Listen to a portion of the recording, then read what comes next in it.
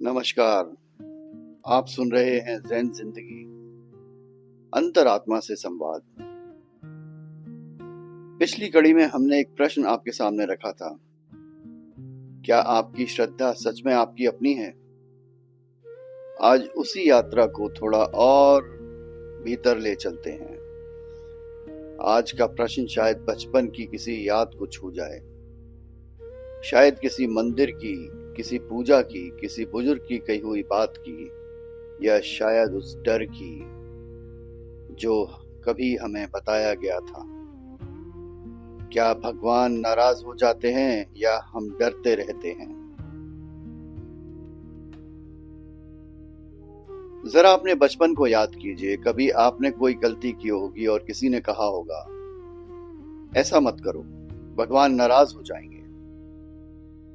शायद आपने कोई पूजा नहीं की, कोई व्रत नहीं रखा, कोई नियम तोड़ दिया और मन में कहीं एक डर बैठ गया, अब भगवान मुझसे नाराज होंगे।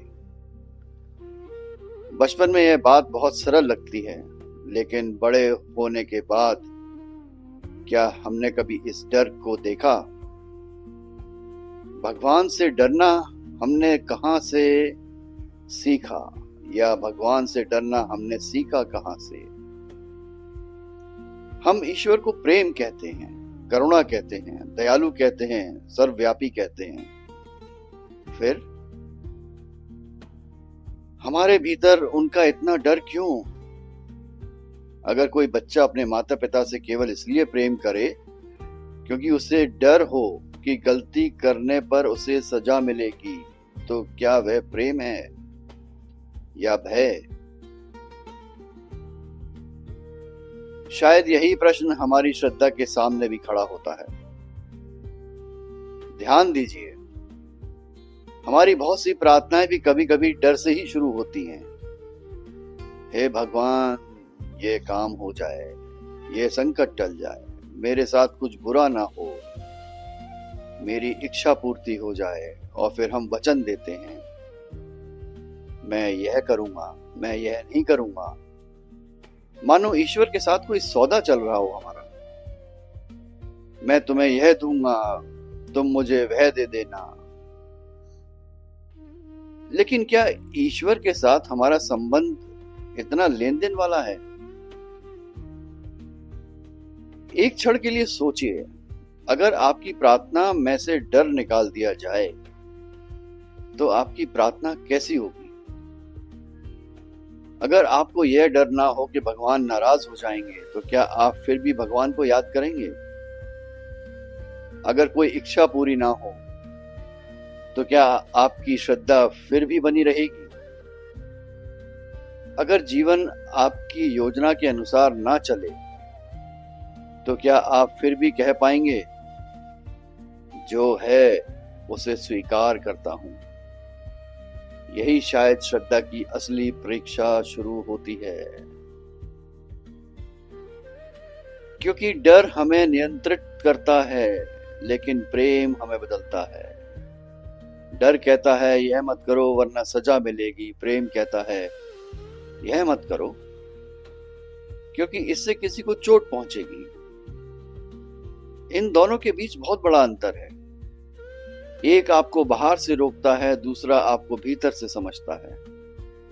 और शायद धर्म का उद्देश्य भी केवल यह बताना नहीं था कि क्या करना है और क्या नहीं करना, बल्कि यह समझना था कि आप जो कर रहे हैं उसके पीछे आपका मन कैसा है, आपका भाव कैसा है।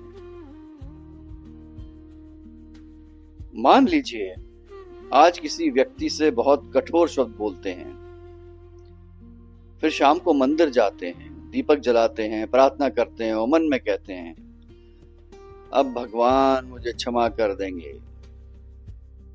लेकिन जिस व्यक्ति को आपने चोट पहुंचाई, उसके सामने जाकर यह कहने का साहस नहीं करते, मुझसे गलती हुई। तो यह प्रश्न यह नहीं है कि भगवान नाराज होंगे या नहीं। प्रश्न ये है क्या आपकी पूजा ने आपको भीतर से कुछ बदला? क्योंकि अगर प्रार्थना के बाद भी आप और हम पहले जैसे ही क्रोधित हैं, पहले जैसे ही अहंकारी हैं, पहले जैसे ही कठोर हैं, तो शायद हमें पूजा को नहीं, अपने भीतर को देखना चाहिए दोस्तों। और यहाँ एक बहुत गहरी बात आती है। कभी कभी हम भगवान से नहीं डर रहे होते, हम अपने ही कर्मों से डर रहे होते हैं, अपने अपराध बोध से, अपने भीतर छिपे पछतावे से, अपनी असुरक्षा से, अपने भविष्य से, और उस डर को हम भगवान के नाम से जोड़ देते हैं। हम कहते हैं भगवान नाराज हैं, जबकि शायद भीतर से आवाज आ रही होती है, तुम जानते हो कि तुमने क्या किया है। और ये अंतरात्मा की आवाज सबके अंदर होती है।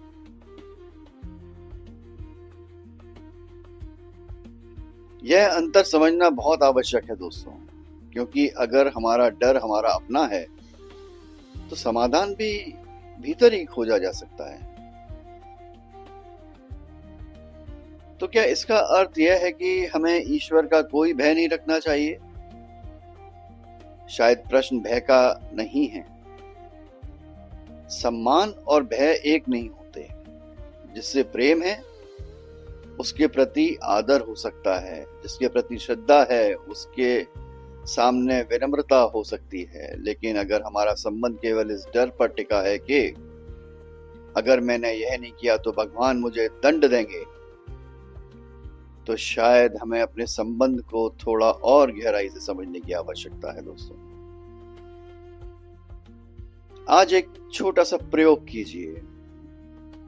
आज जब आप प्रार्थना करें तो कोई मांग मत रखिए, कोई डर मत रखिए, कोई सौदा मत कीजिए। बस कुछ क्षण शांत बैठिए और मन में कहिए, मैं यहां हूं, मैं यहां हूं। बस ना कुछ मांगना है, ना कुछ सिद्ध करना है, ना किसी दंड से बचना, ना कोई इच्छा मनवाना, सिर्फ उपस्थित रहना। फिर देखिए क्या प्रार्थना का अनुभव बदलता है या आपकी सोच। और अब आज का सबसे कठिन प्रश्न, अगर भगवान सच में प्रेम है तो क्या हमें उनसे डरते हुए जीना चाहिए या हमें अपने भीतर इतना सत्य लाना चाहिए कि हमें किसी दैवी दंड की कल्पना से खुद को नियंत्रित करने की आवश्यकता ही ना पड़े। क्योंकि शायद ईश्वर से निकटता का अर्थ यह नहीं कि हम उनसे अधिक डरने लगे। शायद इसका अर्थ है हम अपने भीतर अधिक ईमानदार होने लगे। आज रात अपने आप से केवल एक प्रश्न पूछिए, मैं भगवान को याद करता हूं प्रेम से, कृतज्ञता से या डर से?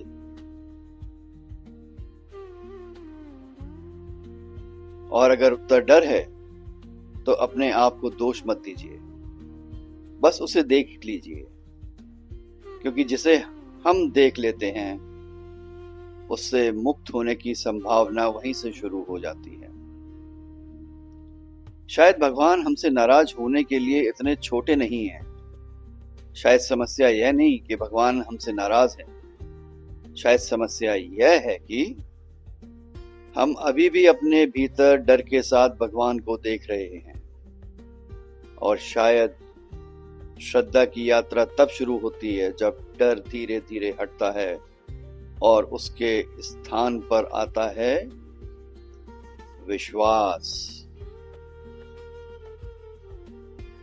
अगली कड़ी में दोस्तों एक और प्रश्न, अगर भगवान हर जगह हैं तो उन्हें ढूंढने मंदिर ही क्यों जाते हैं? तब तक अपनी श्रद्धा को बदलने की कोशिश मत कीजिए, बस उसे देखिए साक्षी भाव से, बिना डर के, बिना निर्णय के। और शायद आपको अपने भीतर ही कुछ नया दिखाई देने लगे। ज़ेन जिंदगी अंतरात्मा से संवाद कुछ प्रश्न उत्तर नहीं देते, वे हमें स्वयं से मिलने के लिए रोक देते हैं। मैं हूँ शिवाय। ध्यान रखिए, स्वस्थ रहिए, मस्त रहिए।